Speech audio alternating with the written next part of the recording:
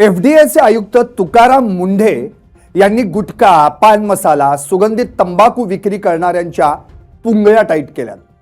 या तंबाखूजन्य पदार्थांची खुलेआम विक्री रोखण्यासाठी धडक कारवाईची मोहीम सुरू असतानाच तंबाखू तस्करांनी या मालाचा पुरवठा करण्याची अनोखी शक्कल शोधून काढली।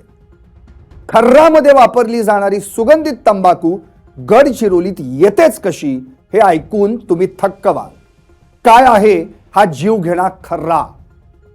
खर्ऱ्यामध्ये वापरली जाणारी सुगंधित तंबाखू गडचिरोलीत येते कशी? मालाच्या पुरवठ्यासाठी तंबाखू तस्करांनी कोणती लढवली आहे शक्कल?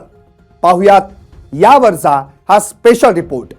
जीवघेणा खर्रा, रोज 3 खर्रा म्हणजे दरमहा 1800 रुपये थुंकण्यावारी। कशी होते तंबाखू तस्करी? नमस्कार, मी संदीप आणि तुम्ही पाहताय एलएस मराठी।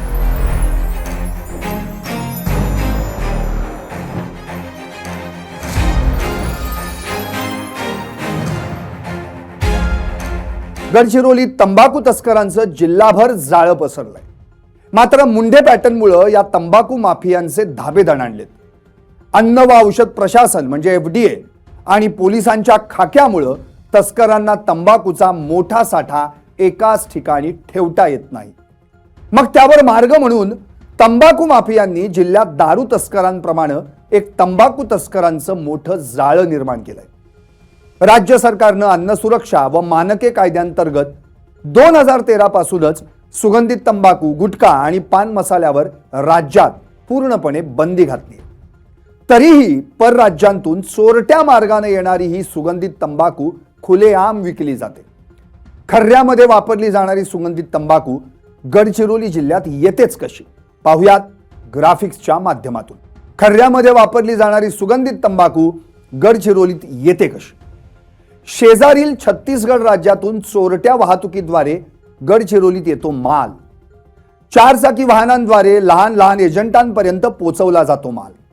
हे एजंट आपल्या घरातच करतात तंबाखूचा साठा, मग दुचाकीच्या माध्यमातून गल्लोगल्लीतील खर्रा विक्रेत्यांपर्यंत पोहोचवला जातो माल। थोडक्यात कारनं होते एंट्री आणि दुचाकीनं केली जाते डिलिव्हरी। एकट्या गडचिरोली जिल्ह्यात 3 राज्यांतून तंबाखूचा पुरवठा होतो। जिल्ह्यात मिळणाऱ्या खर्ऱ्यामध्ये 2 प्रकारच्या नामांकित कंपन्यांची तंबाखू वापरली जाते। गुजरातच्या अहमदाबाद येथील तंबाखू महाग असल्यानं त्याचा खर्राही महाग असतो। या उलट पश्चिम बंगाल आणि उत्तर प्रदेशात केंद्र असलेल्या कंपन्यांची सुगंधित तंबाखू तुलनेनं स्वस्त असते। याच स्वस्त आणि अधिक घातक असलेल्या तंबाखूचा वापर करून ग्रामीण भागात मोठ्या प्रमाणावर हा खर्रा विकला जातो। ग्रामीण भागात पाहिलं तर पानटपऱ्यांवर मिळणाऱ्या एका खर्ऱ्याची किंमत 20 रुपये।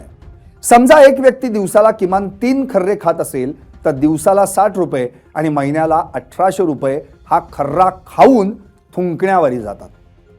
मात्र अन्न व औषध प्रशासन आणि पोलीस विभागानं संयुक्तरित्या राज्यात राबवलेल्या धडक मोहिमेमुळे आपल्यावरही कारवाई होईल या भीतीपोटी अनेक गावांमधली खर्ऱ्याची दुकानं बंद झाली आहेत। या कारवायांमुळे सुगंधित तंबाखू पुरवठ्याची साखळी खंडित झाली आहे। त्यामुळे सध्या तरी राज्यात ठिकठिकाणी सुगंधित तंबाखूचा तुटवडा भासू लागलाय।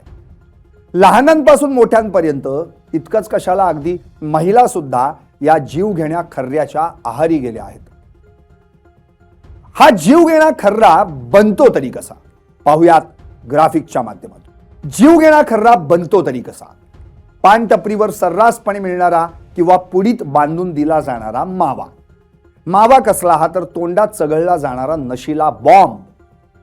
खर्ऱ्यामधील घटक: सुकलेल्या तंबाखूची कुटलेली पानं, सर्वात घातक पदार्थ म्हणजे चुना, नशा वाढवण्यासाठी सुपारीचे बारीक काप, रंग आणि तुरटपणासाठी काथ, आकर्षित करण्यासाठी वेलची, लवंग, मिंट फ्लेवर यांसारखे सुगंधी द्रव्य आणि ओलावा शोषून खर्रा कोरडा ठेवण्यासाठी मॅग्नेशियम कार्बोनेट।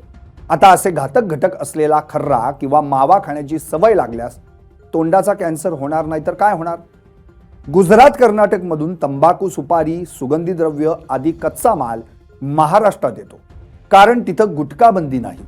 माव्याच्या नावाखाली बिलावर पान मसाला किंवा मावा लिहिलं जातं, पण आत असते तंबाखू। ग्रामीण भागातील छोट्या छोट्या गावांमध्ये पत्र्याच्या शेडमध्ये रात्रीच्या वेळी पॅकिंग होते आणि 1 किलो तंबाखूतून 100 पुड्या तयार केल्या जातात. मराठवाड्यातील बीड, परभणी, लातूर हे जिल्हे तर खर्ऱ्याचे हब बनलेत. आता तर खर्ऱ्याची ऑनलाईन डिलिव्हरी होते. व्हॉट्सॲपवर ऑर्डर देताच खर्रा किंग नावाने एजंट घरपोच खर्रा आणून देतो. आता बोला, एकूणच काय तर महिन्याला 1800 रुपयांच्या या खर्ऱ्याच्या बदल्यात लाखाचा कॅन्सर फ्री. महिन्याला 1800 रुपयांचा खर्रा खाऊन थुंकणं म्हणजे लाख मोलाच्या आयुष्यावर थुंकणं. आता जाता जाता तुम्हा सर्वांना माझा एकच सवाल, महाराष्ट्रात बंदी तरी खर्रा तोंडात. तंबाखू तस्करी कुणाच्या मेहरबानीमुळं जोरात? कमेंट बॉक्समध्ये द्या उत्तर सडेतोड, रोखठोक आणि बेधडक, अगदी LS मराठी सारखं.